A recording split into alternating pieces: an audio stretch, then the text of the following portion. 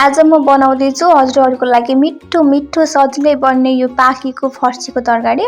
यो खाँदा पनि अति नै मिठो मिठो हुन्छ। यसको लागि सुरुमा हजुरलाई एउटा प्यान चाहिन्छ र प्यानमा चाहिँ हजुरले थोरै तेल हालेर जिरा, मेथी, साथै खुर्सानी र थोरै लसुन हालेर हजुरले केही बेर भुट्नुपर्ने हुन्छ। यो लसुनले चाहिँ अति नै मिठो स्वाद गराउँछ तरकारीमा। यो हजुरले गोल्डन ब्राउन हुँदा बेरसम्म भुट्न पर्यो। त्यसपछि हजुरले थोरै प्याज हाल्ने र त्यो पनि केही बेर हजुरले चलाउन पर्छ।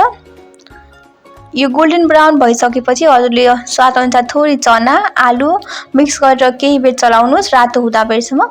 अनि केही बेर चलाइसकेपछि हजुरले यो माथि चाहिँ फर्सी हाल्नुहोस्।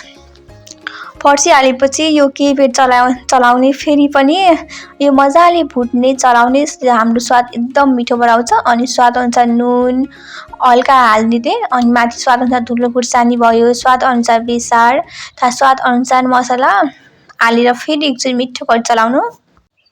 सबै हालेर हजुरले चाहिँ माथिबाट सबै कुरा मजाले मिक्स गरेर चलाउने अनि माथिबाट हल्का पानी हालिदिने। पानी हालेपछि हजुरको तरकारीहरू डढ्दैन। अनि केही बेर हजुरले 3-4 सिटी लगाएपछि हजुरको यस्तो भएर आउँछ।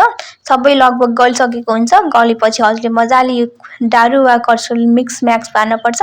अनि मिक्स म्याक्स पारेर हजुरले स्वादअनुसार आफूलाई चाहिने ग्रेभी गाउनको लागि पानी हाल्न पर्यो। माथिबाट धनिया हाल्दा यसको स्वाद झन् बढेर आउँछ।